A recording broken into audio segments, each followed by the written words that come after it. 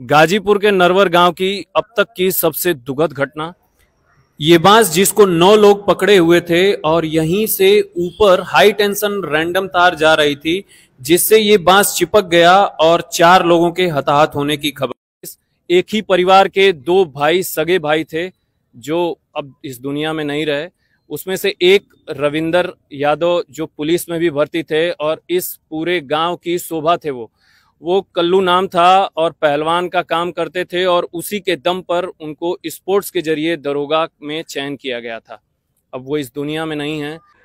जिसमें इस गांव के ग्राम प्रधान छोटू यादव भी थे, जो अपने परिवार के अकेले पुत्र थे और पूरे गांव का सहारा थे, लेकिन अब वो इस दुनिया में नहीं रहे।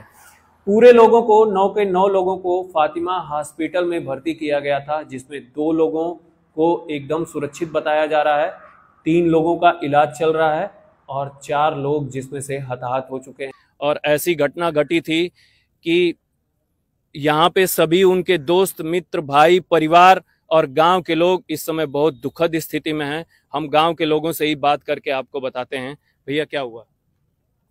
देखिए, बहुत बड़ा हादसा है और जो ये घटना घटी है इससे पूरा क्षेत्र ही नहीं, पूरा जनपद मर्माहत है। और जिसके यहाँ घटना घटी है वो हमको लग रहा है कि घर भले ही नरवर रहा हो, लेकिन पूरा पूर्वांचल उनको अपने घर का ही मानता था। तो इतना बड़ा हादसा, एक से एक परिवार में अगल बगल माने 4 लोगों की हत्या हुई है।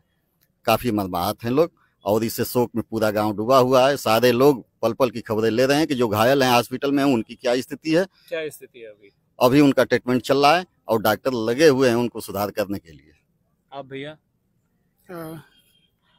पंकज सिंह नाम है और आज की इस दुर्भाग्यपूर्ण घटना पे मैं यही कहना चाहता हूं कि, और मैं सरकार से या जो भी मतलब प्रशासनिक अधिकारी हैं, इन सभी लोगों से मांग करता हूं कि यहाँ जो शोक संतप्त परिवार है, मैं गहरी संवेदना के साथ मैं विनम्रता पूर्वक निवेदन करता हूं कि आइंदा से इस तरह की घटनाएं कभी होनी नहीं चाहिए। और ये बहुत ही संवेदनशील मामला है। हम लोग रात में 11 बजे 12 बजे तक यहाँ पे सभी लोग आकर के और इस पूजा को सफल बनाने के लिए सारे लोग प्रयासरत थे। पूरे क्षेत्र की जनता मतलब यहाँ प्रयासरत थे और हर साल ये होता था। लेकिन ये दुर्भाग्य है।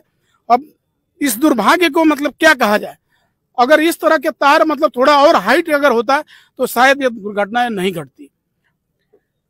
रविंदर सिंह यादव, छोटू यादव, गोरख यादव, अमन यादव, 4 लड़कों की हताहत होने की खबर है।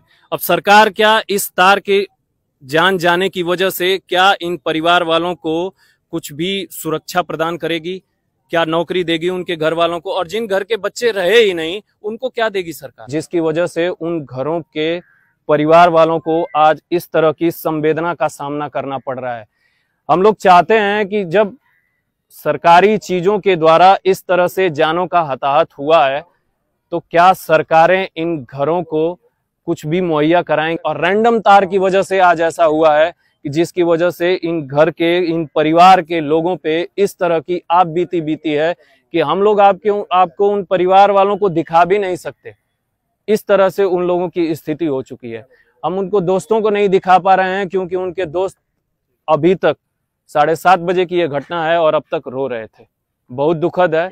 हम लोग चाहते हैं कि सरकार के सभी जितने भी गाजीपुर के जितने भी नेता हैं वो नरवर गांव में आएं, देखें कि एक परिवार के जब सभी लोग चले जाते हैं तो क्या स्थिति होती है और क्या इनके साथ क्या सरकारी चीजें मुहैया करानी चाहिए। जय हिंद, जय यूपी, जय भारत।